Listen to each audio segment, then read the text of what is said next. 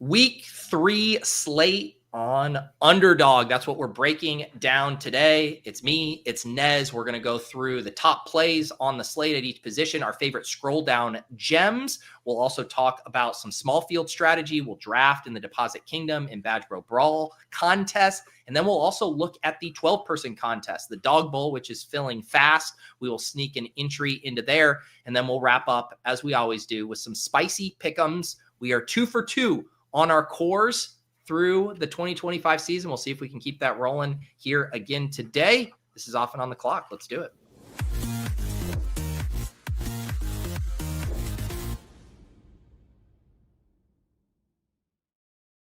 All right, Nez, we are Johnless for one more week left to our own devices. He's out there smelling the roses, touching the grass. But how are you doing here today? I'm doing well. The Dawg Bowl, like you mentioned in the intro, is filling like crazy, and I am very Dawg Bowl focused. So I'm out here drafting literally like 3 at a time up until like showtime, or I need to hang with Mello for a little bit. So it's just been nonstop Dawg Bowl for me because these contests are not lasting until Saturday anymore. It's crazy.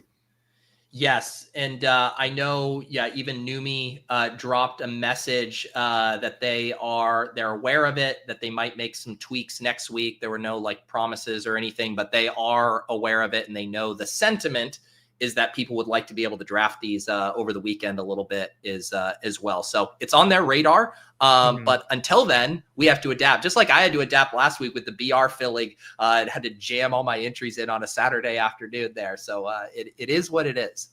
Yeah, they can't be mad at a fast fill rate. So I kind of understand the quandary there. It's like, why would we be mad about this? But also, what do players want? How much should we care what they want? So I get it. Personally, I would like to have this available at least into Saturday, but the fact that it's filling is obviously great.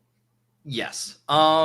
Let's kind of see what new stuff we want to hit on before we kind of do a proper slate overview. Obviously, the big news this week is all of the backup quarterbacks, and we did get the Jaden Daniels, which was a fun Q tag, I think, to attack there for a while. Just a chance at the top quarterback on the slate who was free in all of those drafts. But we got the bad side of the Q tag here, so people will be getting swaps. Any other news or thoughts on that situation that's on your radar? I mean, we already have like a crazy injury riddled slate, like we have Aaron Jones out, which is like impacting Jordan Mason's projection in a huge way. We have Tucker Kraft, who is likely to be out, not officially ruled out. We don't know exactly how that will change things in terms of usage for the Packers, but I think we can safely kind of bump up just slightly pretty much every pass catcher for the Packers. And then obviously insert Luke Musgrave. Yeah, the like you mentioned, though, the quarterbacks are really the big ones there, with Igbuka looking like he's going to play and Tyler Warren looking like he's going to play. But there's just a ton of injuries here that are affecting many different players. Obviously, you insert backups and then you have impacted players of these teammates as well. So it's a very interesting slate. It's definitely, man, it's the third one, but you really have to rethink what we thought we knew because of these factors, I think. Yeah, no, it does make it tricky to draft. Like even situations like the Chargers wide receivers, like how you want to attack that is pretty interesting. I mean, it sounds like Ladd is going to play, but yeah, how you handle the Commanders pass catchers, if Marcus Mariota is a guy that we're going to be wanting to scroll to or not. The Tucker Kraft one's is that probably the hardest one right now, where it's just like not expected to practice. He seems closer to doubtful to me, just my read on it. But what do you think? Yeah, I'm basically ruling him out right now. He feels very doubtful. All the verbiage was he's not going to miss the season. Well, boy, that doesn't sound good. And they're like, well, he's not going to go on IR either. Well, the fact that you're considering it, to me, says he's 100% going to miss. If he doesn't miss, like, I don't know why. Like, it sounds like he had a pretty close call there. They have an early bye as well, by week 5, so you could totally anticipate, I think, Tucker Kraft missing 2 weeks. That's what I'm counting on. And the thing that makes this tricky, and if people are new, we try to hit on some of the swap stuff, and we have an entire section on it in the master class. But the reason all of this is tricky, right, is like if we had individual swaps based on lineups, I would say just like take Tucker Kraft and like a ton of your lineups, and then you could individually balance your swap exposure accordingly. But because we can't do that, and because you're going to essentially, if you take a shit ton of Tucker Kraft, you're going to have to swap it to the same player mostly based on the ranks or the available. You'd get a little diversity there if you just let it, God take the wheel with the highest ADP. But that's a tricky dynamic with these Q-tag guys, because I don't want to be swapping to 40% of another tight end. Exactly. Like if the case was Tucker Kraft projects really well if he plays and you get him for free or you swap, then, we play that. But the fact that the probability of him not playing is so high, it's definitely a trickier play unless you have a scrolled on tight end that you really, really like and are totally fine getting over concentrated on. Be my guest by all means. Yeah. And same thing. It's a little easier at quarterback because at least you could say you were going hard on Jaden. You could put in Bo Nix, Drake May, Daniel Jones, Marcus Mariota. Like you could have a good crew of naked quarterbacks that you could thrust in there and not really worry about the correlation. But still, it gets tricky from an ownership perspective because I really, at the onesie specifically, I don't want to be massively overweight on one of those dart throws. No, I rarely like being overweight onesies unless it's like a sick tight end or something or a way mispriced quarterback, which we were close to a way mispriced quarterback, but then then ADP shifted pretty dramatically in 6 persons. Yeah, there's so much that makes this slate really, really interesting, and I think like there's a lot of ways to win a lot of money in this week, in my opinion, because of the injuries like we already talked about. And then you have the flatness just in general at all these positions. And there's not a lot of like awesome stacking options at quarterback either. Yeah. The stacking options that you have at quarterback are all wide receivers that are mostly like really deep scrolls or quarterbacks that haven't put up good fantasy scores yet. So I think there's a lot of, I think over funneling to certain stacks at quarterback is what I'm guessing the field will do. They'll just, out of habit, stack their wide receiver. And I'm way more looking at the angle of taking more naked QBs on this one, even for pocket passers. Yeah, for sure. And like it kind of lines up that way. Even by ADP, like right when you get outside the top 6, you immediately are Daniel Jones, Jordan Love, Drake May, Kyler Murray. Like all 4 of those are very viable naked. Then you get Bo Nix there. Sure, you have some pocket passers in here that you wouldn't really roll naked. You're not doing Browning. You're not doing Stafford. You're not doing Wentz. But yeah, a lot of the good options here are the naked quarterbacks. I guess before we go position by position, let's do a little bit more of a slate overview here. Quarterback is like a conversation starting point because there's basically no elite quarterbacks here. Obviously Hurts is playing, but the way the Eagles are playing football right now, I have a hard time saying he like massively separates from these other guys. Tight ends a little bit better. Even without Kraft, we still have McBride, Bowers, and Tyler Warren here. Wide receiver deep as usual. Running back, we're kind of running out of, really good scrolls with just how efficient the ADP is getting. But any other kind of like overview stuff you're looking at? I've been doing a ton of dog bowls. So like what I'm noticing in there is like onesies go like the last 2 rounds are almost exclusively onesies. You'll see like a handful of flex players get taken. So I think your comment about efficient ADP kind of checks out over there. For here, like I said, man, it's just like super flat. And I think that this is probably the most viable week. I think that you could scroll like 3 times, maybe 4. Whereas other times I think ADP, there's too many strong plays. I don't feel that strongly about all the plays that are in the top 20 of ADPs. Like, yeah, there's good plays here, but I definitely think you can get really cute and do it in an efficient way this week.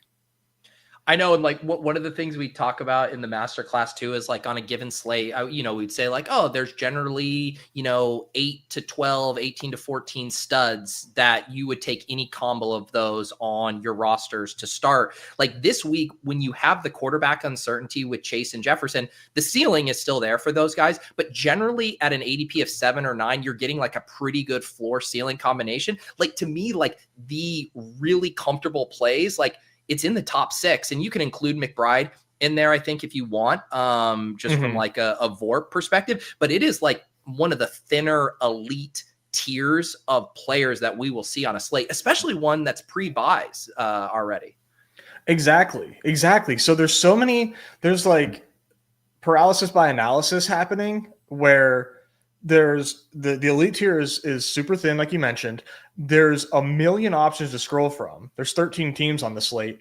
And so people probably won't scroll enough in these 6-person drafts, and they will grab it. Like, I think there's just so many opportunities for low ownership plays this week that it just seems like a lot of fun. This is a very, very scrolly slate to put it succinctly.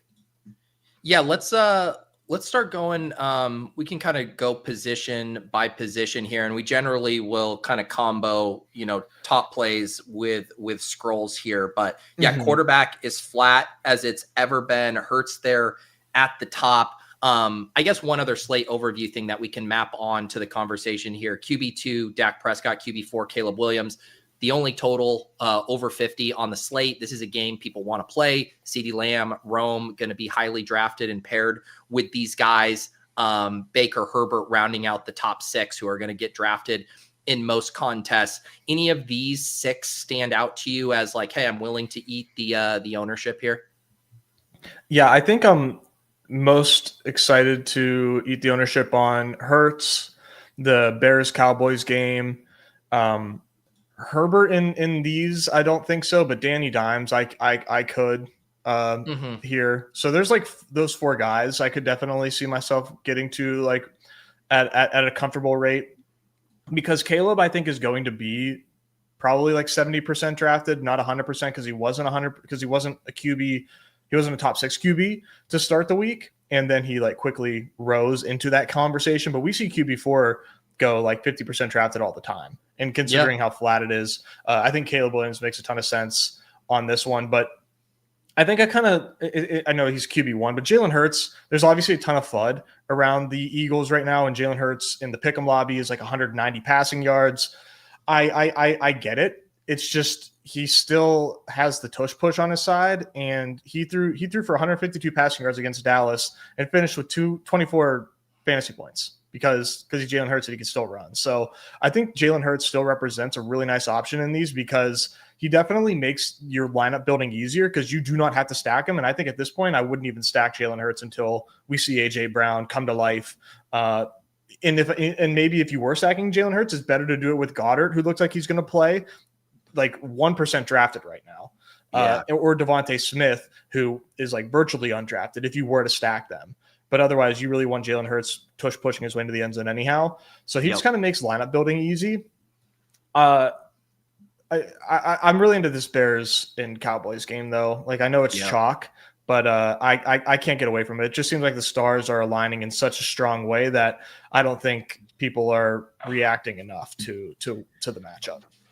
And I will say the Bears, it's kind of a narrow pool of usable players until they get these rookies going. But you look at the ADPs for DJ Moore, 34.9, DeAndre Swift, like those are not going to come with high ownership there. So there are very unique ways to play that. Obviously, Rome, Caleb, that's going to be the dominant stack there. And then you look at Cowboys, a little trickier because all 4 of the players, the quarterback, the top 2 wide receivers, and Javonte are getting drafted in almost all of them. Ferguson as well. So like if you're looking for like the creative way to play it, I do think it's involving Swift and DJ Moore. Yeah, Swift is interesting because we've got him as questionable. Looking like, I don't think game time decision, but he is questionable. He was limited all week in practice, so I think he's going to play. But I just, once the Q tag hit, it seemed like people were Yeah, people are really worried, but I think he's going to play. Yeah. And he projects really well. So that's that's definitely an interesting way to play it. I like the Ferg call. I'm really into like the DJ Moore stack with Caleb. Yeah. It's definitely like a pattern we do a lot here, where it's just like the QB2 in a stack, the wide receiver 2 in a stack that goes like virtually undrafted versus the wide receiver 1. Just hope for some touchdown variance. There's definitely some squeaky wheel narrative with DJ Moore as well, where like Ben Johnson, and it's kind of coming from the wrong direction, where it's like Ben Johnson almost like squeaking the wheel for DJ Moore, saying like we need to see who wants to practice hard, who wants who wants to be here type of shit. So it's definitely interesting, but they need to use DJ Moore if they want to have success. And I just think Caleb Williams looks so good that he can, I think, make some things happen there. Yep. Let's talk now kind of scrolls. I'll say basically anything after Daniel Jones is going to come with pretty low ownership. Like we said, a ton of these naked quarterbacks that you can use. I do think Marcus Mariota is certainly in play.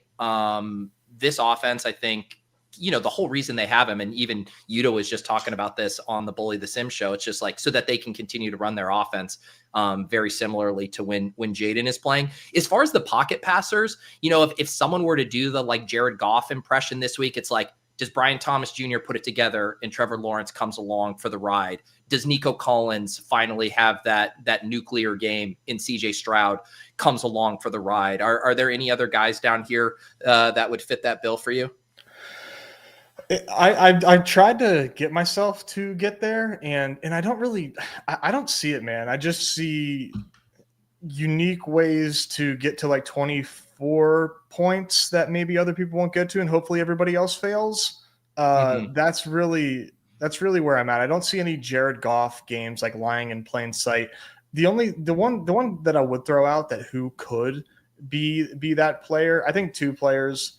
One, Jake Browning at Vikings. It's such a scary matchup for sure, but they did show a lot of confidence in Jake Browning anytime that he has stepped up and played quarterback, that I think that they could just end up like slinging it like crazy, because there hasn't been any efficiency at all from Chase Brown so far. And if Carson Wentz is an upgrade to JJ McCarthy, which I think everybody kind of expects, this could end up being a push the pace type of game where the Bengals now have to play catch up and sling it. And we just saw how willing Jake Browning is to sling it to Jamar Chase.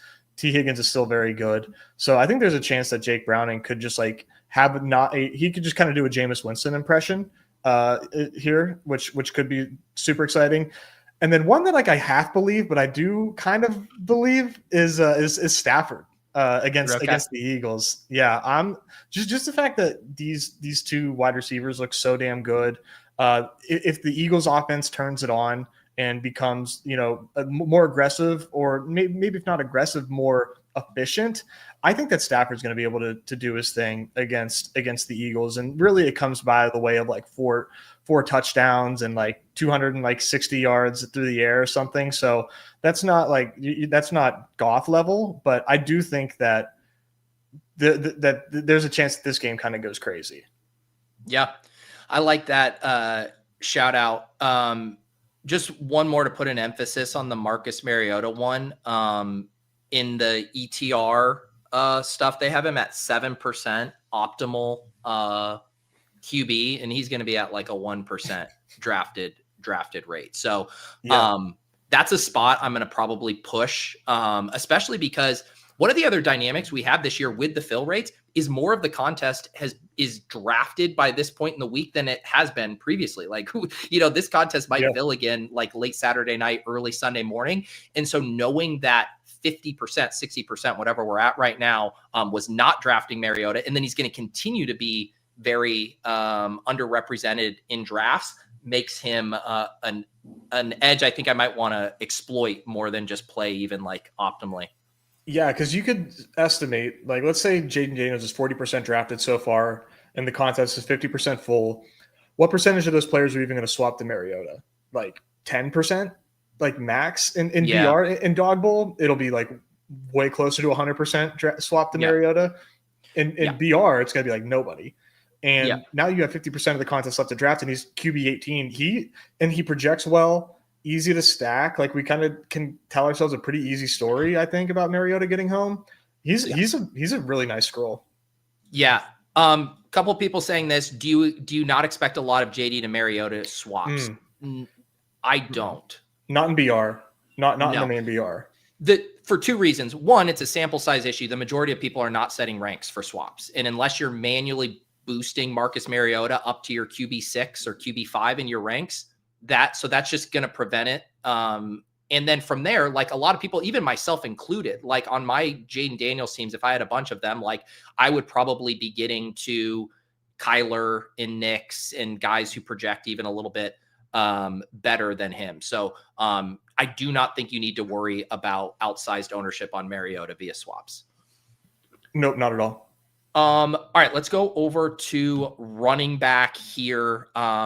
Again, similar to last week, some really nice high-end options here. Bijan, CMC, Barkley, JT, all first rounders. We got some solid stuff here in the teens, in the 20s, and then you get to scroll territory pretty quickly here. And not a ton of options as far as guys projecting well. I guess the Kyren Williams fall from grace is notable. What do you see here at the running back position, either high end or scrolls? Yeah, high end feels like really chalky, even though you can like sort of poke some holes in like Saquon in the way that the offenses look so far.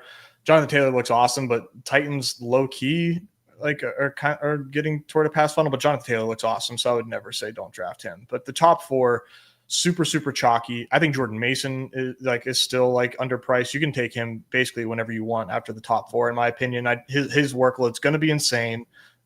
Really excited about that. The scrolls, though, man, they're just buy low targets galore, and even guys that are coming off good games that are just like way underdrafted. But the buy low guys, I guess you can start with Breece Hall against Tampa Bay. I'm one like kind of worried about this spot just because Tampa Bay is tough on the ground, but with Tyrod Taylor back there is a chance that he maybe checks down more to Breece Hall. We've only seen 4 receptions in 2 games so far for Breece Hall. So maybe you see more passing work from Tyrod Taylor there. The fact of the matter is that he's still like by far like the most talented running back in that backfield, and things in that Bills game kind of went off the rails. So, you know, I don't think it's too crazy to see a spike week from Breece Hall here. And then you mentioned Kyren.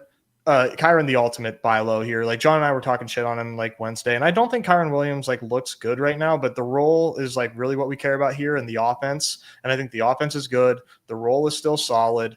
And really it's the fact that he's RB17, ADP 35.4. His ownership's going to be so low. I would say that's borderline 10% range. That makes for an awesome click where if they are running pure, having a nice day, getting at the goal line, and then it's Kyren time, that feels pretty good. Yeah. And he can do the Javonte Williams thing, right? Like exactly. he can fall into the end zone twice. He can get to 22 points or whatever. We mentioned Swift as we talk about some of the scrolls. I do like ETN here as well. Mm-hmm. He's just been playing well, shown some of the big playability, which is kind of what it's the flip side of the coin with Kyren. You're kind of touchdown hunting, at least with ETN. You could maybe get a big play in there as well, which would be nice. Certainly some enthusiasm for Jaylen Warren. What's your boots on the ground there? Aaron Rodgers says he needs to get him more involved. Gainwell phased out a little bit. It's typically not the kind of scroll I like to make just because I'm hunting for more touches, but I can certainly see it if I squint. Yeah, no, I fully understand what you mean by that. He's not the same archetype of back, or at least hasn't been in his career, as these guys who are like bell cow lights. That's really not been Jaylen Warren's game. But I mean, when Aaron Rodgers says something and Arthur Smith comes out and says, I hear him, and Jaylen Warren looks good on tape, Caleb Johnson's losing games for the team, Kenneth Gainwell, I think you can kind of project a higher usage than we've ever seen for Jaylen Warren. I love Jaylen Warren. You know, I'm trying to pump the brakes a little bit, as a Steelers fan here, but I love Jaylen Warren and I love this spot. 44.5 total here. The last 2 Steelers games were sub 40 totals, so they clearly think that there's going to be some more offense here. We're talking about a 5-point swing there.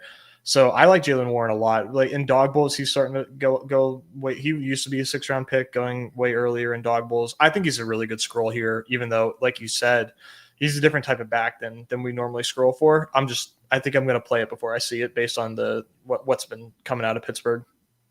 Yeah, and then the two other guys that it's just like it's the same shit all the time, and I'm probably going to keep doing it would be, Tony Pollard. I'm even going to do a little James Conner this week. It's a similar like touchdown thesis. There are obviously issues there. Trey Benson is a thorn in Conner's side, but these guys' ability, I think, to still have 15 plus touches and a score or two in high end scenarios is there at low ownership. Yeah, he's a really good buy low. I'm definitely spooked on James Conner's usage and like his efficiency when he does get the ball. You would kind of assume high efficiency if he's splitting work, and that hasn't been there. But the fact of the matter is, he can do what you said. Like if this game pops off, he could be the guy scoring touchdowns at the goal line for them, and you get 2 touchdowns, and James Conner's optimal rate is way up. One kind of normally we talk about like the dead zone a little bit for the onesies. I do think it's worth talking about one kind of dead zoney guy at the running back position is Chase Brown. That ADP there is pretty interesting at 30. I know he's not projecting super well, and yet I was listening to Karane's walkthrough. He has like the highest team share of rush attempts in the entire league. In Minnesota isn't anything special against the run. Like how are you handling a Chase Brown 30 ADP? I've been fading. I'm pretty spooked on this spot for Chase Brown personally, but I know that I think he projects better than this. I thought. I need to double check that. But I mean, like in the pick'em lobbies, he's projected for 85 scrimmage yards. 13 fantasy points. That's pretty good. I mean, that is like right up there with Javonte there. But I'm gonna IKB this spot for Chase Brown and say that I just don't think that this game flows through him, and I have trouble seeing a ceiling game for Chase Brown. That could come back to bite me, but the range of outcomes that I'm seeing plus the ADP that he is that that we're harping on at the moment makes him for me like a fade. I'm going to be looking over him quite a bit. Yeah. All right, let's head over to wide receiver here. We were kind of talking at the top, CD and Puka, kind of in a little tier of your own, and then you got the mini correlation tier of Chase and Jefferson with their backup QBs in that same game, and then really kind of a free for all depending on what you're looking for here, and a deep well of scrolls. How have you been handling the wide receivers? The wide receivers are really interesting because there's a lot of guys at high ADP still who project like worse than guys with ADPs way lower than them. We have backup quarterbacks here. It's really just extremely flat and very choose your own adventure. And that's really what I've been trying to do, while also like try to paint some bull cases for these guys that are in like that quote unquote dead zone per se. Like the chalk feels really strong to me. Like I prefer CD to Puka, but Puka is like easily wide receiver 2 for me. Like really like the spot for Puka and the way that he's been used. The chalk just feels, like I said, man, just feels really strong. But after Nico, it really feels like you can do anything you want. And I love Rome, but just being objective about it, like I don't think I think Rome is overdrafted. But yeah, after here, man, it's so wide open. It's crazy. Yeah, it really is. And this is definitely a spot to, one, throw out ADP a little bit, two, be very aware of your combos. Even when I was on Lulz yesterday with Brick, we were pulling up the most frequented combos. And Nico is getting paired with CMC and Bijan at a really high rate because the one hole just comes around there. So even Nico, like you enter that territory where I don't mind him this week, but again, like I don't want to be pairing him at that kind of frequency with those top 2 guys. So that's something to be cognizant of. And basically, yeah, like after JSN, like I would start, pair whoever you want, at wide receiver here. A couple guys that stand out to me, Brian Thomas, I know he's had the Q tag here a little bit, limited at practice yesterday.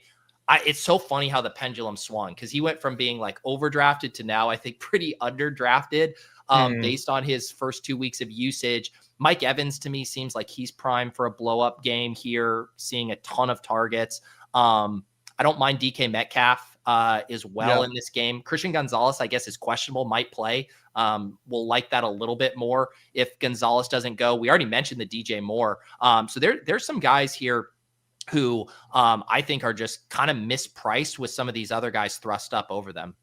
Yeah, the Brian Thomas one has been tough for me because I was one, off him in best ball season, two, not much of a Trevor Lawrence guy, three, kind of like fearful of the Texans defense. So all that to me had me like wanting to fade him. But I think this is like peak FUD for Brian Thomas, with all the clips going viral of him like not wanting to catch the football, and there's a lot of talk about him, in terms of how that play looked.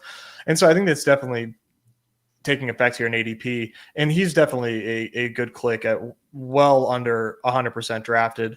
So I'm trying to force myself to get there and not let my my biases take over, because I think that it's objectively correct to have some Brian Thomas in the portfolio, at least at 16% is average, like maybe like 10%, 8% Brian Thomas in the 6-person portfolio for me. I'll feel good about.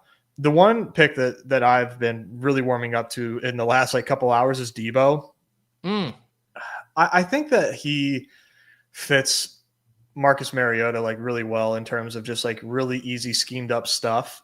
Debo looks very healthy. He's being used a lot. No Austin Eckler, just necessitates him even further. He's only had 1 carry so far in the season. We know that he can and probably will get more carries. He just seems like such a strong part of what they will do here with a really strong pass rush from Vegas, that how is Debo not first read on 6 targets in this game? I like Debo a lot, just because of the game plan that I think they'll end up having to roll out with Mariota. Yeah, I like that as well. And you couple it with, at this ADP, he's probably going to have around 50% ownership. So you're getting a discount there. You could pair him with Mariota on a couple of teams, but can certainly just be used as a one-off.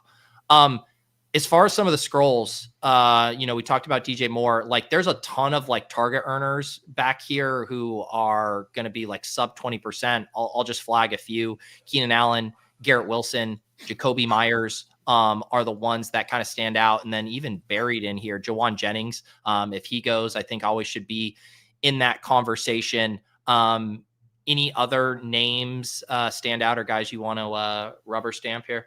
No, I like the Jacoby call. The usage has still been really strong for him, so I think that makes a lot of sense. The one player that I have been taking a lot in Dawg Bowls, and I think can absolutely be taken here, is Calvin Ridley. Really think that Calvin Ridley's due for a big game soon, just because they don't seem to Tony Pollard's getting a lot of work, but Tony Pollard has kind of always gotten a lot of work. They just seem to have a lot of confidence in Cam Ward and letting him sling it. The Colts secondary to me is not that strong. And the line is good for the D line is good. The pass rush is pretty good for the Colts, but the Titans line, I think, should be able to hold their own. And I think they're going to let him sling it here, especially if Indy ends up scoring a lot, which I kind of expect them to. To me, we're going to see a lot of pass volume here, and I think they'll be able to connect for some big gains. Cam and Ridley, that is, and Ridley's going to be so low owned in both contests and in Dawg Bowl and 6-person drafts. So I've been getting pretty cute and going down to Calvin Ridley just because the number one option by far. Io Manor has has a nice deep role, but I think the volume that we can potentially see from Ridley, he's prime for a blow up game. I think calling it before I see it. All right, yeah. I mean, I've been chasing it. I have been pretty spooked just by his lack of production and kind of Ellick coming on a little bit, but I definitely can see it. Run Good Rick wants to toss in Romeo Dobbs here, getting some deep looks. Yeah, he has a really large A dot right now, which is kind of interesting for him. And then obviously Tucker Kraft out, opening up some more targets there. I do think like the playing the Packers, if like in the one game they finally get pushed, like it's going to get nutty. It's going to get really fun there. So I'll certainly have some Jordan Love stacks this week. Let's head to tight end. Trey McBride, Brock Bowers, pretty easy conversation up there.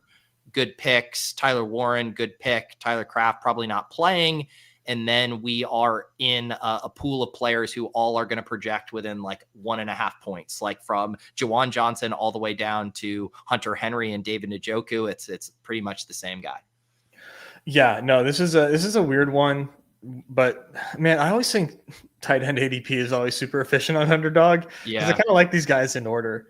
You know, like Jawan's role and usage has been awesome. I trust what I've seen out of Rattler. I think I like Ferg more though, just for the game environment. I think it's pretty strong in Ferguson's favor.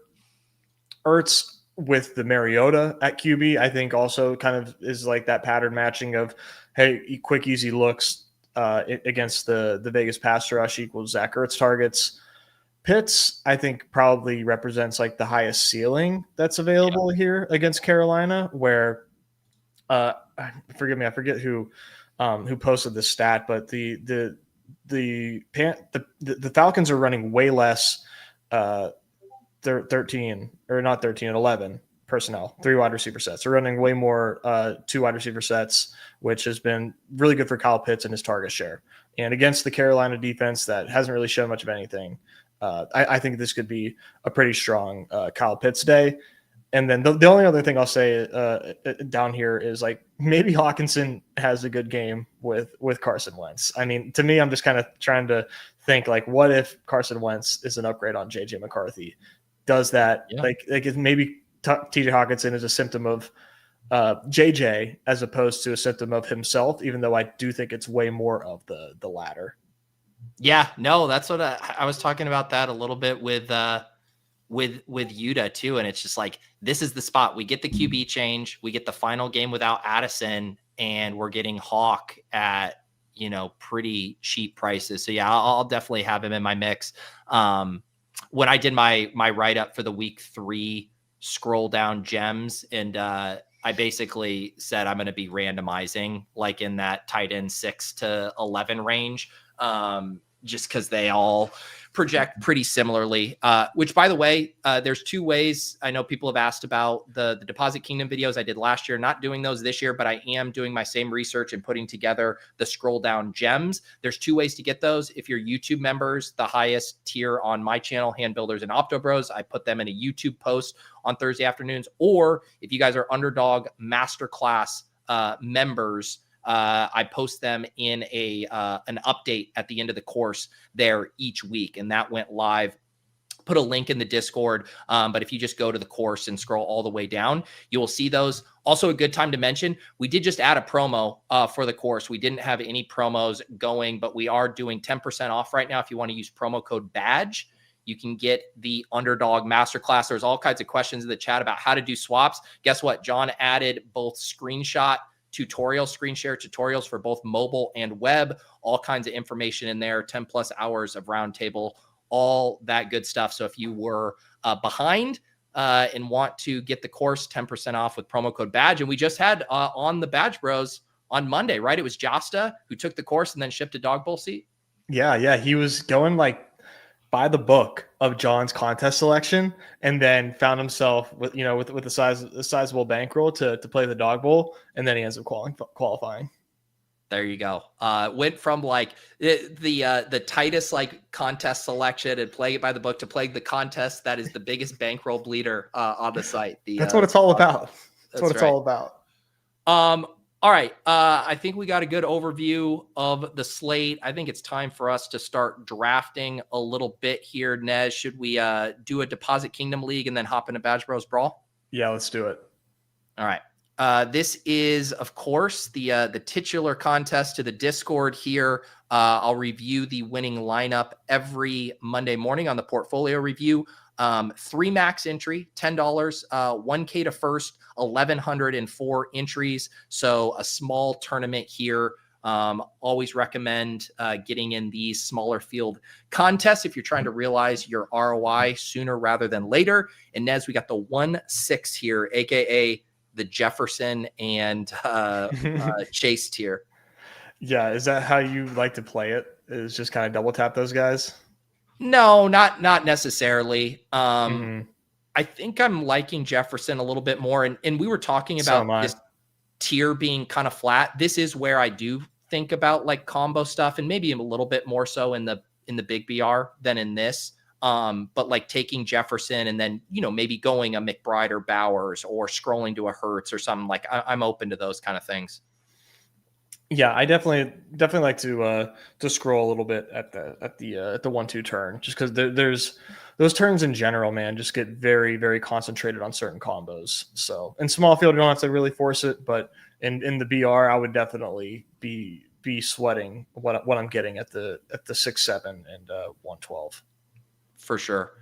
So we'll see how this one plays out here. I guess like one question, like Bowers ADP is interesting, right? Because if Bowers is fully healthy, he's mispriced by like 6 or 7 slots probably. He would typically be the guy we're taking at like the beginning of the second round or whatever. Like where are you at on him? Do you think he's fully healthy right now? Do you think this price is fair? Like, how are you playing him? I don't think he's fully healthy, but he got a fully healthy workload. So I think at ADP he's fine, but I'm definitely team he's not 100%.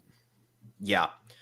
So Jefferson or Jonathan Taylor falls to us because Puka flipped him in ADP. Do you want to go like Taylor Jefferson here? Yeah, I like that. To me, in small field, this is a good start, and I'm with you. I've been preferring Jefferson over Chase at the moment. Yeah. It's kind of. I mean, they're both priced similarly, but I do like this spot for them. And Jefferson over the years, he's done it with so many of these guys. Nick Mullins, obviously Darnold, Cousins, yada yada. I mean, I can see it. I can see the big game with Wentz just locking in on his number one. Yeah, there's just a lot of things I think that make it more conceivable for Jefferson than with Chase. The matchup for the Bengals could end up being too much with the pass rush and the defense of the Vikings. Don't really feel that sort of fear from the opposite end of that. Yep.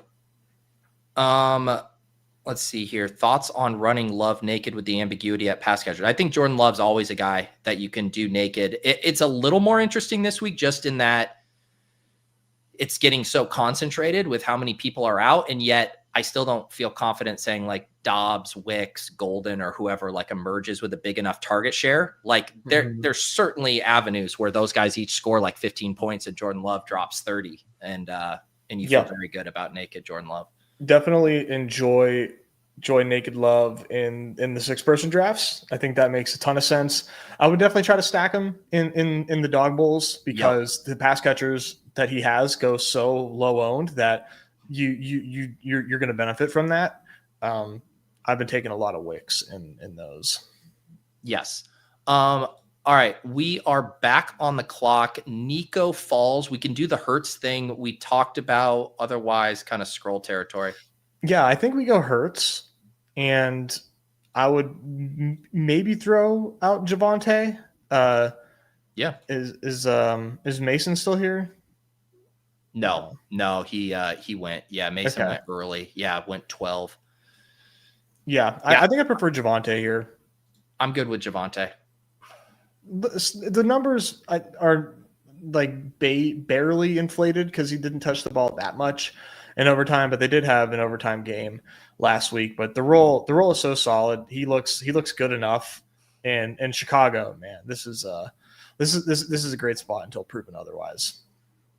All right, I am going to let the producers know. Can we clip that? I definitely enjoy some naked Love. The chat having a field day with that. Oh yeah, Also, I was setting that up. You guys got totally hooked and baited. I'll also back it up with some data. I was looking at the Nerdy Tenor released his Sims. Highly recommend getting access to those if you want to dig in. But I'll give you one little nugget here. Jordan Love shows up as the optimal stacking frequency of naked Jordan Love 72% of the time, only 27% stack. So that is a striking number. That's normally like a ratio you would see for like the true like rushing QBs. Jordan Love, a little bit of a tweener in his profile, but it more speaks to his available pass catchers. If anything, and I think this was run like if Tucker Kraft is ruled out, that number will probably even go up higher because Tucker Kraft is like the one drafted guy right now who would even be getting stacked with him. So yeah, it's probably going to be like you should almost for sure just be using Jordan Love naked in the 6-mans. Yeah, he's really interesting. We can talk about just expand on that just for one more second after we make these picks here. Do you want to do Goddard here, or do you just want to run him completely unstacked? I think in this small of a contest, I can make cases for it either way. I think we definitely. I really like. I was going to say Evans. But if we want to do Adams opposite Hurts, I actually do really like that. We could do the Hurts and the Goddard and Adams thing and kind of play that game as being hot. Yeah, I love Adams here. Like this is I can't scroll past Devontae Adams on this squad. I don't think. Yeah, but Goddard's going to be like 1%. Yeah, so I think he makes a ton of sense. Yeah, let's do that. Yeah, and like the Hurts like definitely can run him naked. I do really like having him opposite Adams in Puka is like what feels comfiest to me of just like this game being way more of a shootout than we anticipated. Yeah, it'd be nice to get one of those from the Eagles. I know we're getting a little impatient, but man, they're playing Chiefs ball right now. It sucks. I know. So here's the final squad in a small field. I think Nez and I definitely would get a little bit more loose with the scrolling in the big one, but for this one, Jalen Hurts, Jonathan Taylor, Javonte Williams, Justin Jefferson, Devontae Adams, and then we did a pretty good scroll here for small in Dallas Goedert, but like leaning into that team game correlation here. Nice squad. Nez, tell the people about the Badge Bros Brawl if they're not familiar with what we're about to hop into. Yeah, Badge Bros Brawl, 3-person drafts, absolute chaos. Last week, an 8% or 9% Jonathan Taylor, a 6% Hunter Henry, and a 4% Jared Goff were included in the winning lineup to take it down. So you don't have to scroll down far to get yourself in huge scroll territory.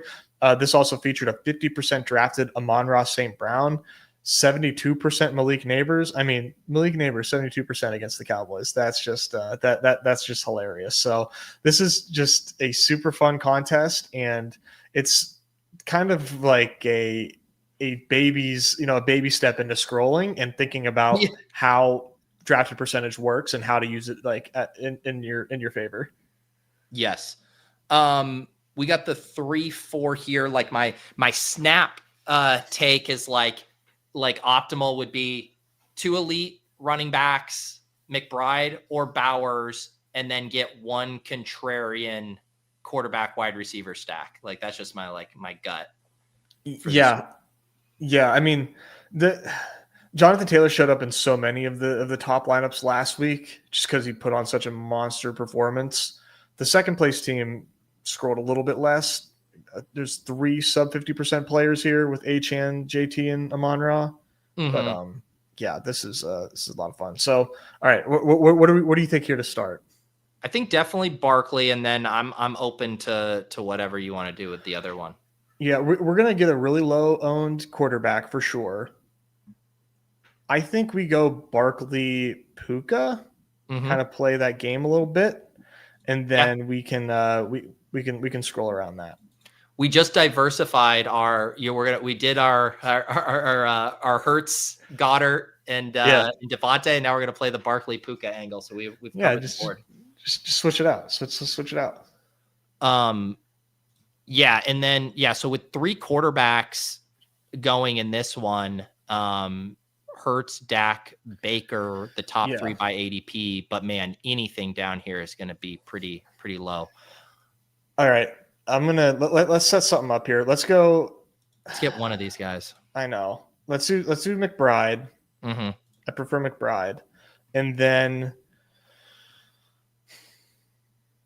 I do Caleb so much. I don't know if I want to do him here, but you want to do? Let's do like a Caleb DJ Moore in this one. That'd be fun.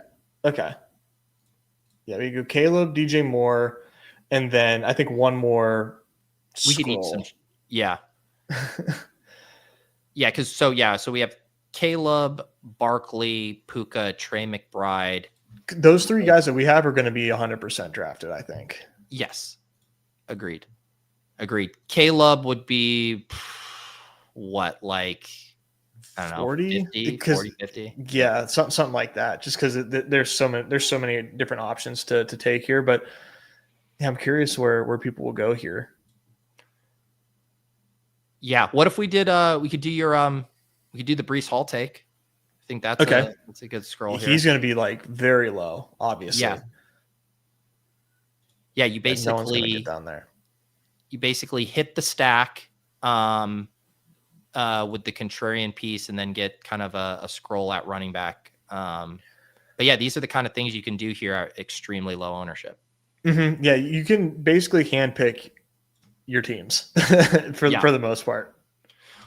So there's the team: Caleb Williams, Barkley, Breece Hall, Puka, DJ Moore, and Trey McBride. I just saw this come across as well. Got her off the injury report. Straight up off it. To go. Here is one, though, that's notable. Zach Charbonnet is listed as doubtful for week 3.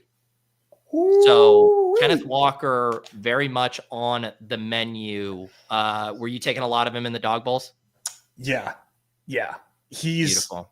Dude, jeez, where does we could talk about this in real time? You want to let me know whenever you're getting there. They thank God they moved it all the way. Tank it? Yeah, they did. Oh, they there did. It is. All right, let's both get in one of these. We'll do a dog bowl. It's honestly helped a ton.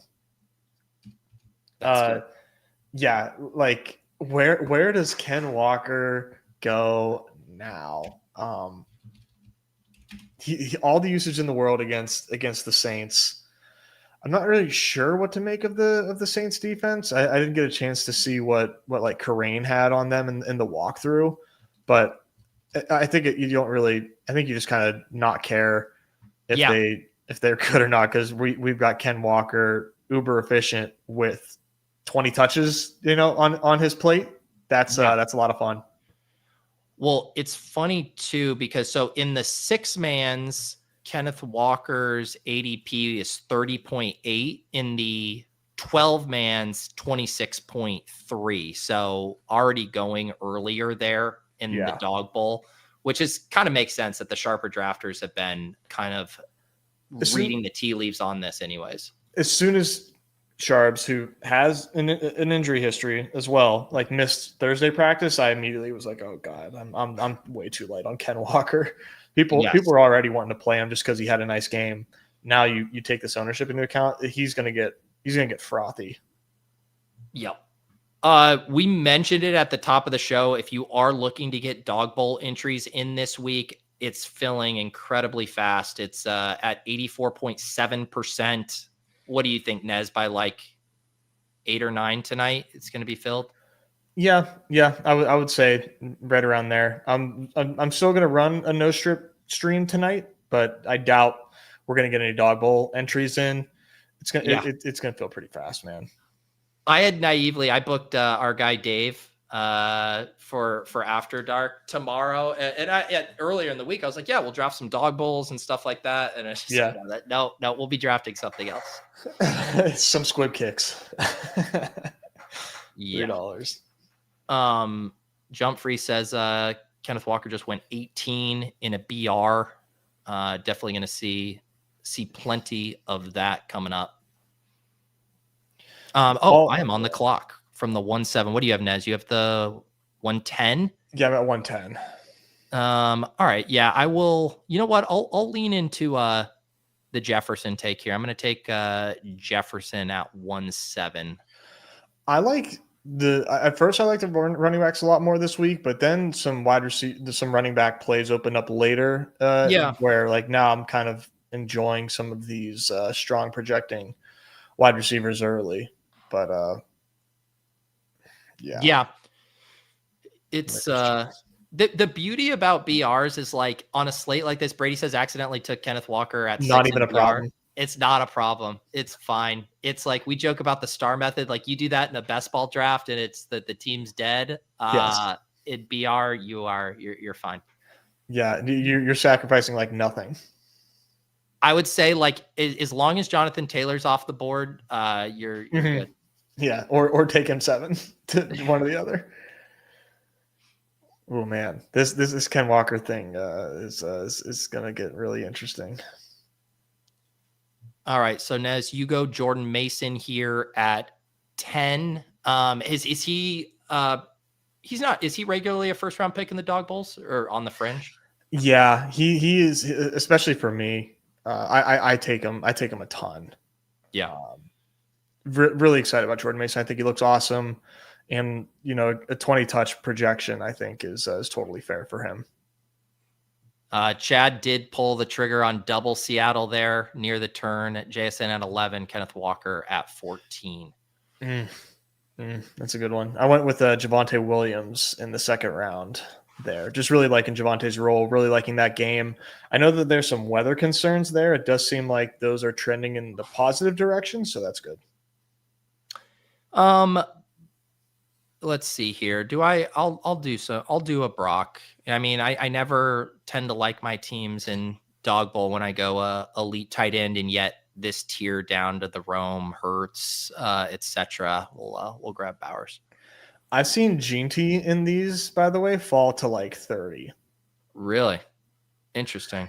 Yeah, I mean, people really adhering to Leone's projections in these quite a bit, and that's like kind of like where he is. But he's just one of the many buy low candidates this week, I think, of who you can take, and it's definitely not as a sure thing because we saw the usage just go totally sideways in week 2 for like seemingly no reason with the Lauby and Zamir White snaps, and you are kind of counting on that correcting itself. And how likely is that to actually happen?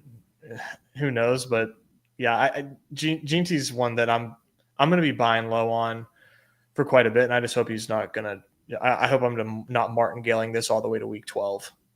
Yeah, it's harder with like Ginty and Hampton than at least with like Harvey, it's like, all right, we're done with this until like week 12 or until Sean Payne stops fucking around. Whereas like those guys are still just teetering on like the workload's good enough to justify it, but there's definitely issues. Yeah, I think the Hampton thing or the you said Harvey there with Peyton. Yeah, the Harvey thing's funny because we were all expecting a stronger reaction when Dobbins signed, and it just never came. And I think that the field was wrong on that a little bit, because as long as Dobbins is healthy, he's a huge thorn in his side because Dobbins looks pretty good. So for sure, I don't know if he's just going to get benched straight up. It's going to be kind of rough sailing for us Harvey Bulls. Yeah.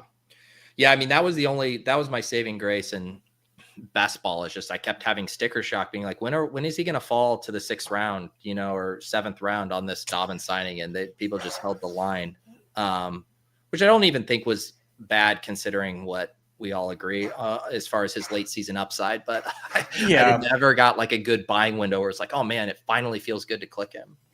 Yeah, I was at a certain point. I was just like, okay, like if pick 60 is the essential like floor ADP, I don't want 0, so I ended up biting the bullet around that point.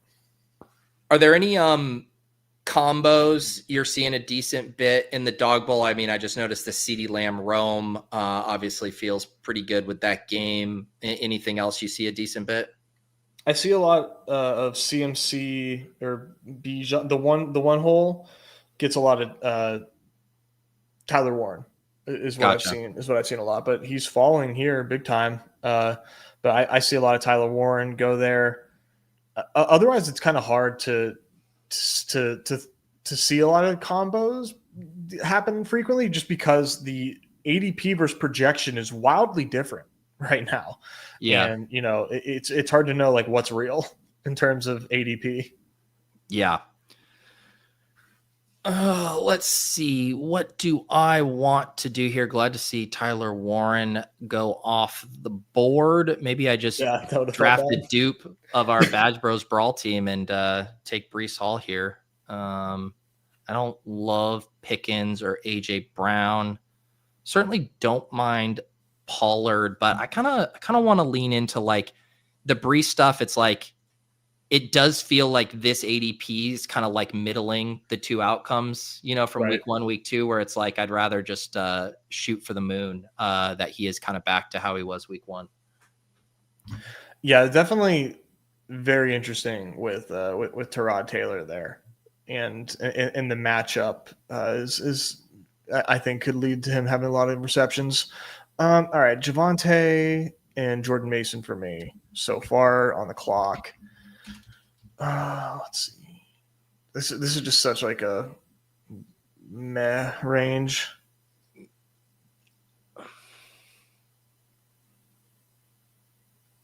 I'm going Metcalf here.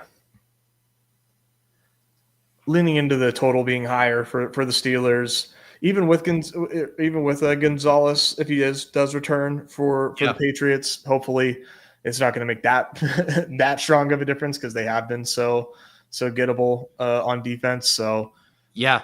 take the Metcalf targets. Yeah, I was listening to Karain talk about Metcalf, and it's just weird how low his ADOT is right now. That's kind of the thing. It's like he's such a beast downfield, but he was saying like this is a matchup though where they could definitely find some more success down the field, which would be could certainly lead to a blow up game. Love to hear that. All right. Have you been like, other than Hurts or make your pick, but have you just been punting quarterback? A lot of the time, yeah, or taking like Caleb Williams.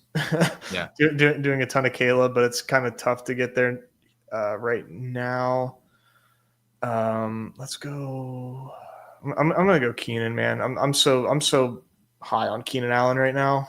Yeah. That especially in this matchup too, I don't think he's going to see a lot of Surtain, and I'm really big on like teammates of wide receiver ones against Denver, or just other plays other than wide receiver ones, who in this case would either be Quentin Johnson or Ladd. I think is going to see a lot of the Surtain assignments. So yeah, I think Keenan's going to have a pretty big game here. They're so pass happy, which is amazing.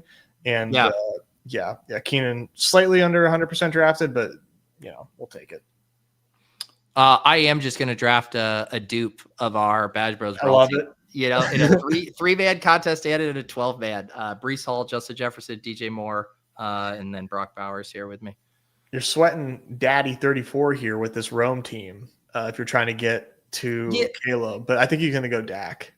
I think, I wasn't even, selecting him under the assumption I would get him. I'm also fine with Wentz or Geno on this team. I honestly was contemplating going Jacoby and setting up the double there, but I always wrestle with that. With the price you pay on Bowers, I do really want his like 90th percentile outcome that probably caps Jacoby's upside.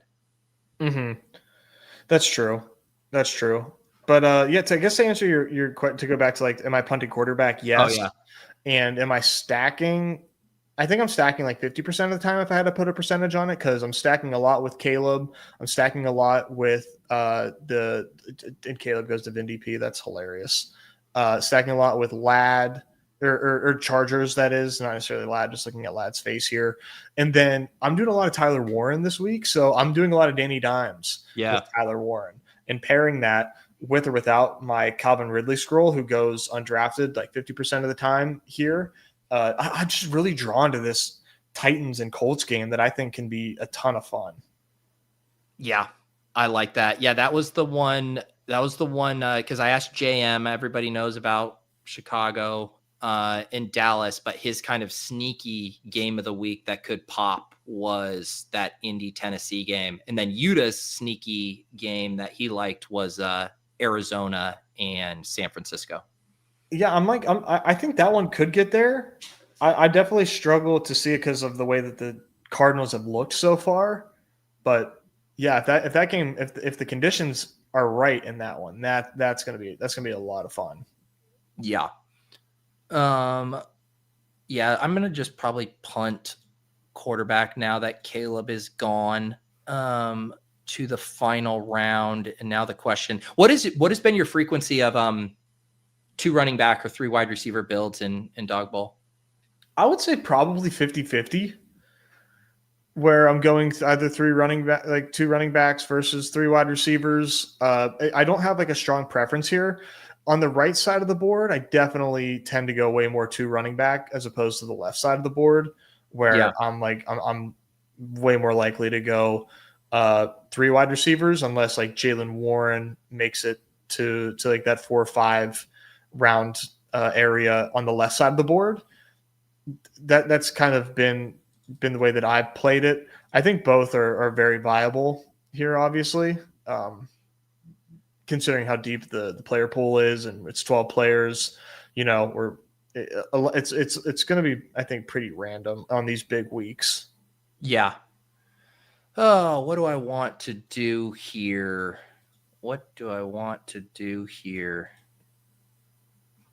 I thought about Swift with I think I'm gonna scroll all the way down.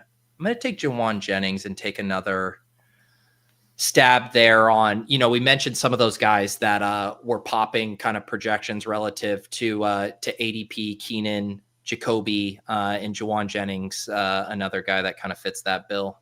Mm-hmm. I didn't realize that Chad next to me had Herbert, so I can't stack Herbert. Yeah, but I think this is just going to be Jordan Love for me. Yeah, it's funny you say that because that was the other thing I was considering. I was like, I could do Love and then just take one of Dobbs or Golden. Yeah, I love doing a sneaky Jordan Love stack, and any 3 of those guys makes sense. And I think there's a chance the Browns, a small sample pattern matching, but the Browns could be like a pretty big run funnel, and the Packers could just lean on the pass, and get their points that way. Even though I think Jacobs is going to have a healthy workload, but I think Jordan Love could end up having a really nice game against Cleveland. Yeah, I like it. Is this earlier than quarterbacks normally go in these? I feel like there's way more in the 6th round normally. Like there's a bunch of 5th. Yeah, you're seeing a lot of people get their guys here and trying not to get sniped. But usually it is the 6th round here. All right, my tight end here, I think I'm going to do Jonnu. I'm doing a lot of Jonnu in Dawg Bowls right now, but he's tight end 18, ADP 71 against the Patriots. I just think is way too underdrafted for my liking.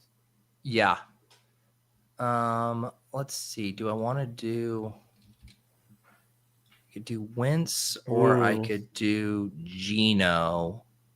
Or I could do like a naked, but I prefer, I think, with these guys to just say, I think I'll play the Wentz thing. Like if Jefferson is getting me, 25 plus, Wentz is probably going for 20 plus there. So yeah, he's really sneaky, really low owned, and he could end up having like a pretty nice game. I mean, we kind of forget about the KOC makes anybody work thesis because we haven't seen him make JJ McCarthy work so far. So I think he makes a lot of sense.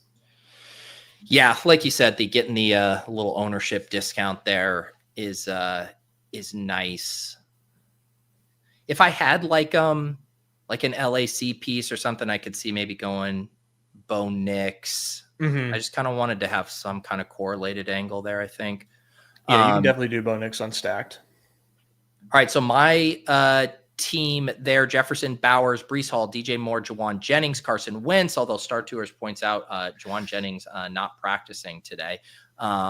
Luckily, only a couple wide receivers went, and the swaps aren't actually that bad this week. Yeah, they're pretty good. I could swap to Terry McLaurin opposite Bowers there if I need. Perfect. That's crazy. Terry McLaurin going undrafted at a Dawg Bowl. How the mighty have fallen. And Nez, recap your team here. Yeah, my team, I went positionally. Jordan Love at quarterback, Jordan Mason, Javonte Williams, running backs. Wide receivers are DK Metcalf and Keenan Allen. Tight end, Jonnu Smith for me. There you go. All righty, Nez. We've done it. We've broken down the slate. We've done our scroll down gems. We've drafted small field. We've drafted 12 person. It's now time to spice it up. Pick'em, spicy margs. Spicy margs. Radioactive spice. Let's spice it up. Slop it up. Slop it up. I mean, slide. Just permission to slide, Your Honor. You sliders. That's a 65X. That makes me feel things. All right, Nez, let's see if we can keep it rolling. A lot of pressure here after the 2 for 2 on the core. I need to see here. Do we have a promo in the lobby today? So I don't think there's one yet, but they teased like some pretty crazy promos coming this weekend. A lot, some boosts and some gimmies, I think, combined. Yeah. So they're going hard with the promo pick'ems. So definitely check your app, check X to see what they're giving out there. That's gonna come. I'm not sure if it's Saturday or Sunday, but soon. Yeah, that was what was huge last week for the hit, is because I think we had like a typical like 6X or whatever, but then with the boost took it to like a 10X or whatever, and so had that nice 10X on the core. So maybe keep a little powder on the sideline for a juiced up version. But yeah, let's we'll do. I think we do what we did last week. You and I give one, and then you channel John for the third here. Yeah, for sure. I'll start with I'll go to the game that I keep talking about. Colts and Titans. Just think that this can be a pretty high scoring affair. I'm really kind of liking what I'm seeing here, and there's a lot of different ways that you can play this. I think I'm between a Calvin Ridley play and a Tyler Warren play, and I'm not going to do a higher multiplier on Ridley, but I do think the Ridley receptions at 111x for 4.5 is really interesting, because I think they're just going to drop back a lot and have to throw a lot. I think I'm going to go with the Ridley receiving yards at 49.5 for mine. Like I said, I like him and Tyler Warren a bunch, and I think this game has a chance to have a lot of points, and Ridley should have a strong connection with Cam Ward here against the Colts. I like it. The one I want to do, the only downside is it is juiced a little down. It's a 0.87 right now, but this Keenan reception one is just a layup at 4.5 right now. Lad McConkey a little banged up. Surtain, shutting guys down. I know they'll move Keenan around a bit, but 4.5 receptions here just feels like a layup for this guy. Back-to-back games of 10 and 7 targets. He's so good, man. He just gets used in so many different ways. Like I kind of talked about during the Dawg Bowl draft. I think you can see even greater usage for Keenan this week against Denver, where I think the pass rate's going to continue to be aggressive. So I'm with this. I can eat a 0.87 for this number. This looks good. So week 1. We had an Ollie Gordon lower. Week 2 was who was it? Rico Dowdle lower. Yeah. What do we got for week 3 here? I know. I'm trying to think about how I want to play this on the lower side of things, because I kind of want to keep that up. I think the way to play it is a Bill lower, and it's not fun. It's really an upsetting play, but 52.5 I think is a lot. For a guy that we haven't really, we saw a nice game week 1, on 10 carries against the Giants here, but I don't know that they're going to be able to have that level of success against Vegas here. So it's so not fun, and the slappies are gonna not like this play. But I'm going lower on Bill here.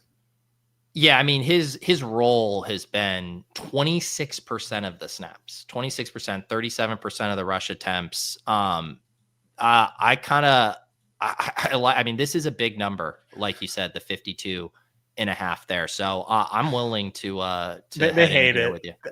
They hate it in the chat, and I know they hate it, but I'm sorry, guys. Yeah. I think this is the play, and to be fair, we're 2 for 2 with the core. Maybe it's a bit of a heat check, but this is what you have to do. The only other thing here this is the one thing. Could I propose a tweak? What if we did lower on rush attempts? So because the thing about Bill is it's the big play, it's the efficiency. Yeah. Whereas like 14 carries for him does feel kind of absurd based on his snap rates. No, I think that's a fair pivot. Yeah, I think that we can get more people. That is a better favorability rating. I kind of like it more. Yeah. Okay. Yeah. 13 and a half attempts. Dude. Did they just move that on us right there? All right. I'm locking in the core here while I can before this stuff moves even more. But yeah, this isn't going to be the full 6x, unfortunately, at least for right now.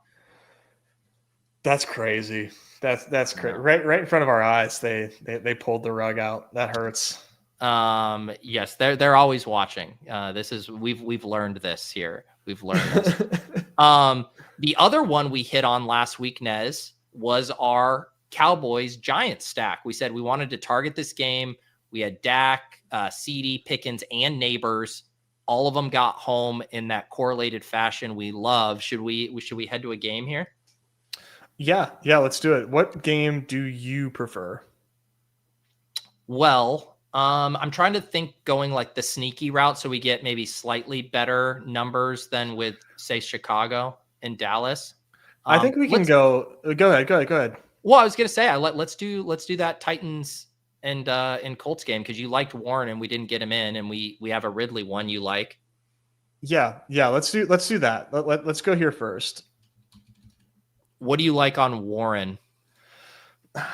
So I prefer an even multiplier. So I think probably receiving yards, but since we're doing a game stack here, I'm not necessarily too hung up on multipliers here. I think I pretty much like everything on Warren. So I mean, I could do a touchdown. We haven't seen a touchdown yet, but it's 1.36x. Like, why don't we just play the fantasy points and give ourselves an out with the touchdown or a variety of ways?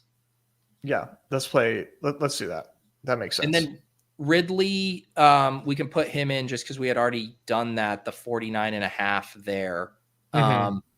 I think if we are going like, I kind of like just Cam Ward higher than 197.5. And I know we're going to get a dock on Ridley, so I don't even mind sliding that, but I'd like to play Ridley kind of hitting on a couple big plays with like Cam Ward easily clearing 200 passing yards.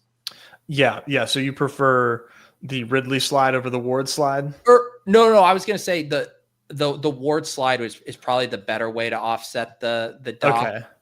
Yeah, I agree. I mean, it's like, so if you do like 240, you get it back to where the dock is essentially offset there. Or you could do like, we could middle it and we could do like 229 for him and 59.5 for Ridley. Let's do 229 for Ward. And then you barely get anything by going 49 to 59. You kind of have to go to 69. Keep it at 49. I think just keep it at 49. Yeah, good call. Yeah, and generally we like to get around I think actually last week we did more of like a 15x on that one, but somewhere in the 15 to 20x range. So let's get one more piece on here. Okay. So the thing, like the running backs on this game have like really strong projections. Mm-hmm. Pollard's at like 87.5 scrimmage yards.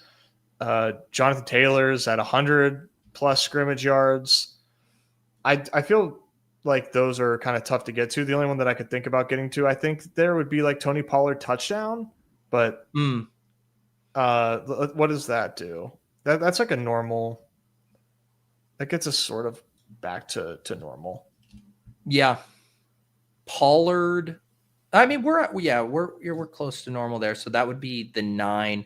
Honestly, I think we keep the Pollard. I think we just do some bigger slides on Ridley and Cam Ward, or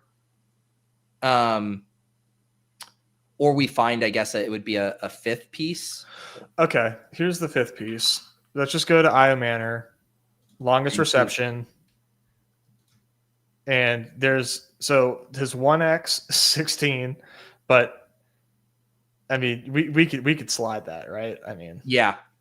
If this is hitting, like, let's like even just taking it to 24.5 gets us to a 24x there. that's the move. That's what saves this, I think. Do we want to remove the Pollard TD and maybe Sure mess with it's although that takes you back down to 12, which isn't near as good, but I'm just trying to think, like, if you take him to 29, if you take Cam Ward, I'm just messing with this, to 239. So if you did like Ridley 49.5, Ward 240, Io Manor catches a 30-yard, that's close to a 20x. And then you don't have to rely on the fifth piece with the Pollard TD. Okay, I like What do you that. think? The 20x for 4 picks, I think, is nice, and it's really clean. We think Warren's gonna have a good game, push the pace. We just think Cam Ward's gonna have more success in the air than what everybody else does. That's a pretty easy bet.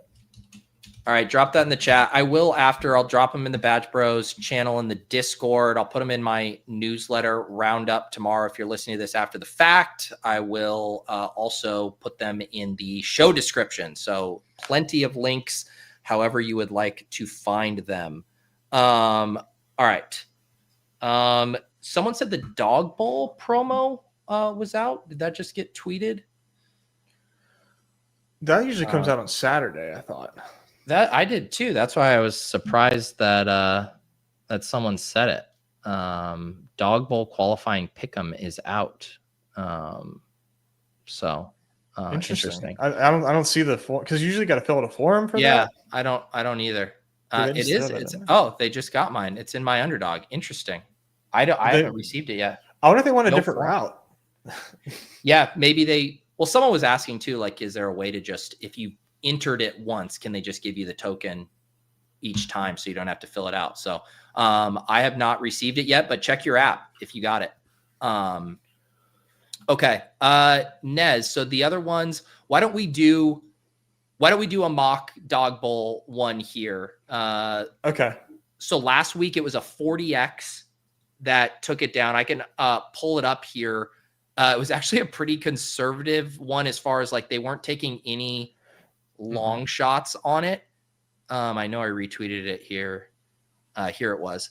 So it was CMC at 0.83, James Cook 0.83, Pickens 1.3, Javonte 1.06, Neighbors 1.1, Chase 0.88, Travis Etienne 1.1 for a 40.43x.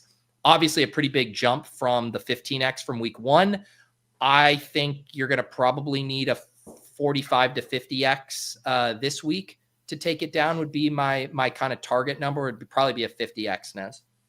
Yeah, I think using like previous weeks as a baseline is a pretty good idea.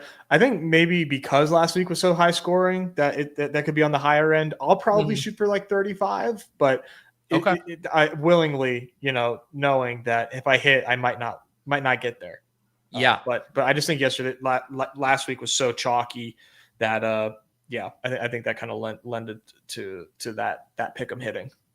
I'm going to start with Mike Evans because he's scoring a touchdown this week, and we're getting plus money on it, 1.1x. Let's try to get to like a 35 to 45 range here, Nez, for a mock Dawg Bowl. Yeah, I like the way you said that. He's scoring a touchdown. It's preordained. It is. Mike Evans is in fact scoring a touchdown.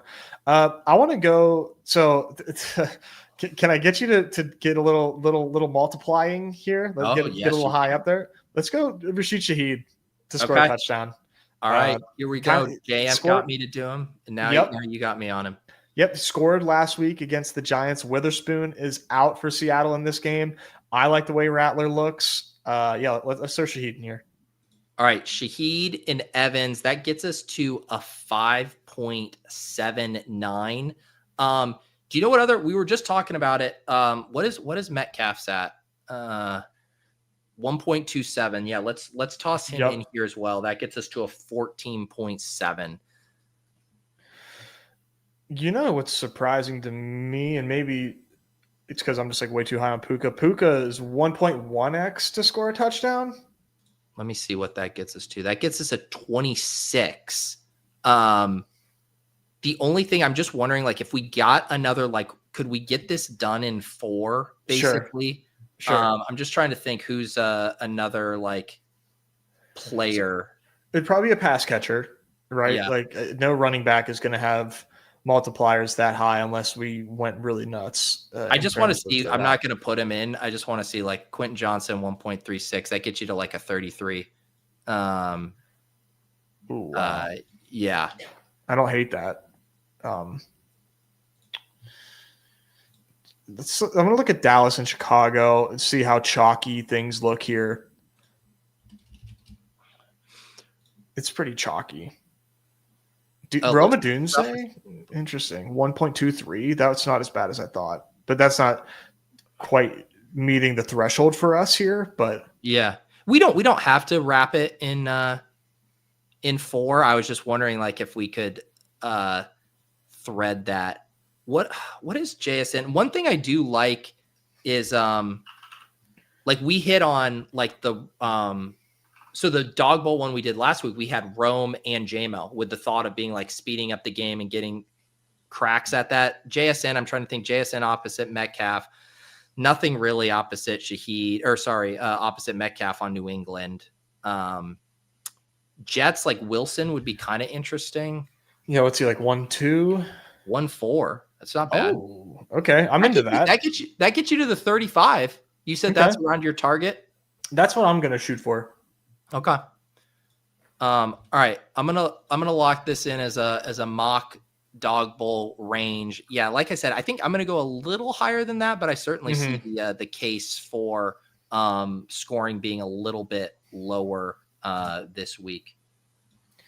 Yeah. You just you never know. I think that last week was just scoring bonanza. That I'm gonna try this, and if I hit and don't make it, it's gonna be pretty sad. But although that is, like, the nicest consolation prize is, like, you do win your money. you do win your money. All right, let's see here. Let's do a slide or whatever. Yeah, let's definitely slide it up. All right, beautiful. What's this? Also, like, another game one, like, I'm just staring at these Packers here, and we were talking about him. Yeah. I kind of want to do something playing into, like, a game stack where they get pushed. Okay.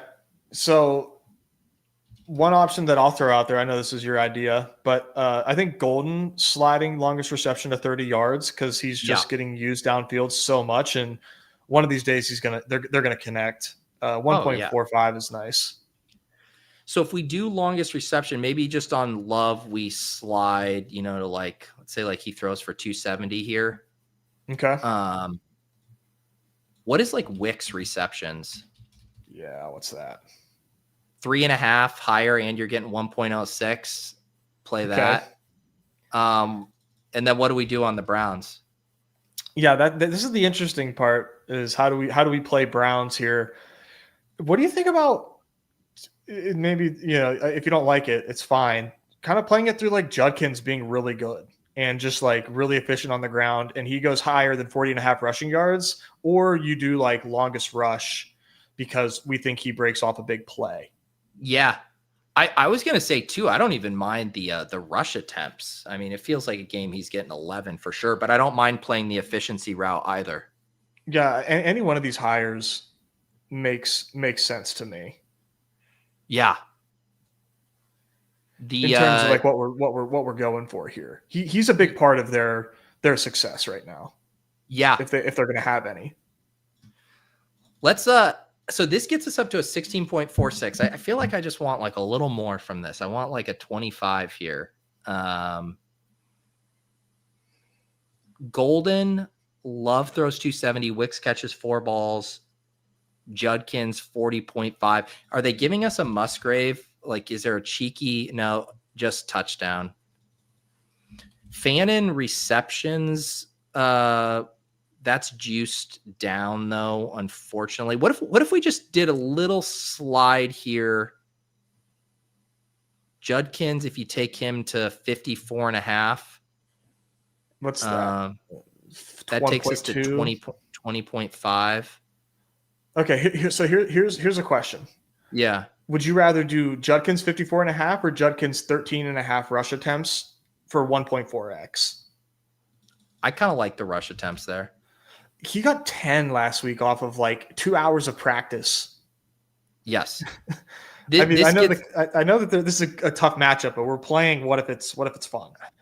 I like this. So then we go Golden, 29.5 longest reception. Love throws for 270 yards. Wicks catches 4 balls, and Judkins rushes 14 times. That's a 23.6. Yeah, I like it. I like that.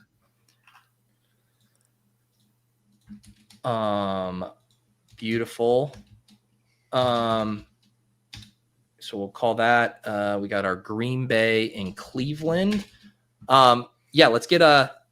You know what? I do think some slides like Jefferson, Chase, obviously, but like Brian Thomas, Nico, like alpha slides are fun.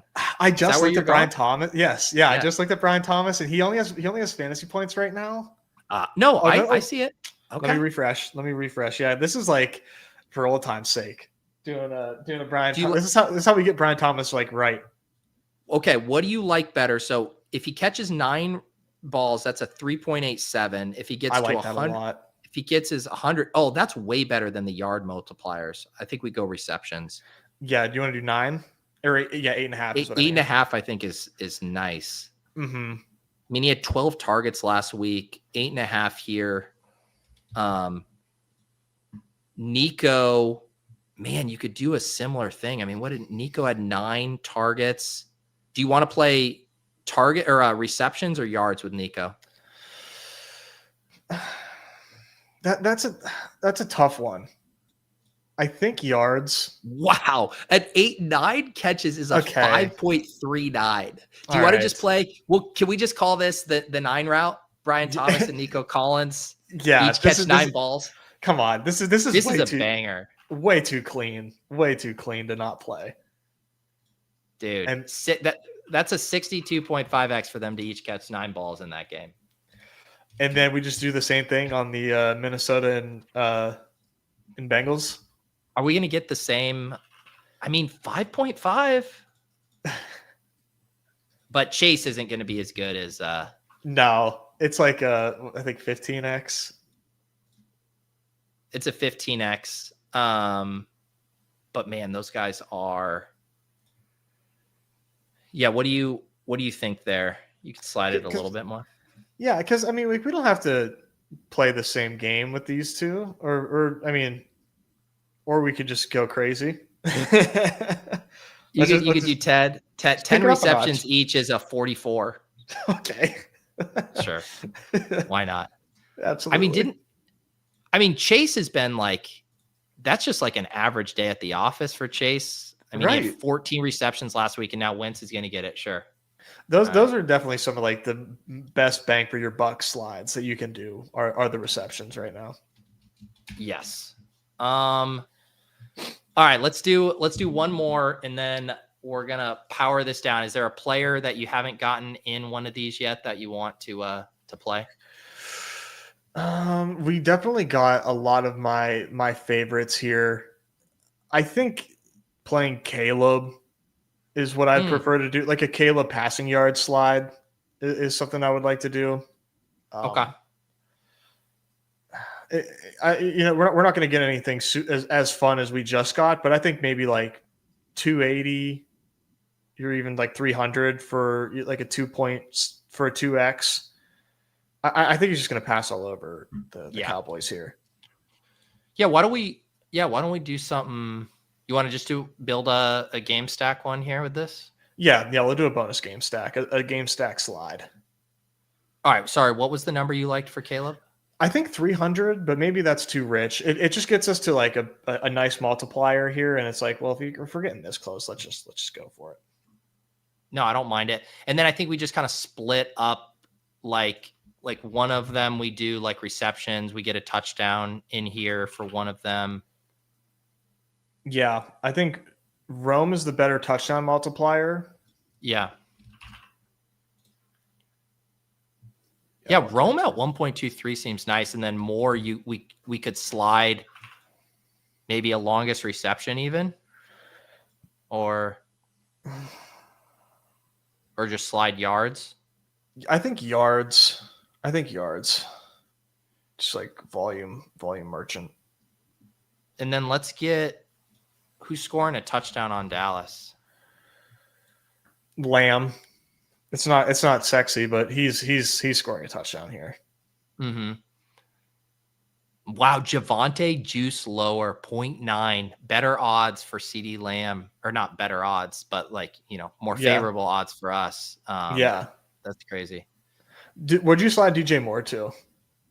I have it at 69.5, Okay. but this is at a 16.8. Should we slide anything else? Should we slide more, a little more, or? I think it's fine. The only other thing I could think of is maybe like a Pickens like longest reception or something. Yeah. And yeah, like he does take that to like 30. That really jumps things up quickly. That takes you to a 47x. All right, now we're cooking. Hell yeah. All right, there we go. All right, cool. Lock it in. Off and on the clock. We'll be excited to get John back in the saddle next week. Missed him here today, but hopefully did him proud with some of our scrolling and some of our pick'ems. Nez, like you said, you're going to be rolling a show tonight. I'm going to have After Dark tomorrow with Dave and the Cram. Want to make sure, again, if you missed it, 10% off the Underdog Masterclass with promo code BADGE. If you guys haven't checked it out, all kinds of testimonials from course takers of late. Hop in there and enjoy all of that content. Anything else, Nez?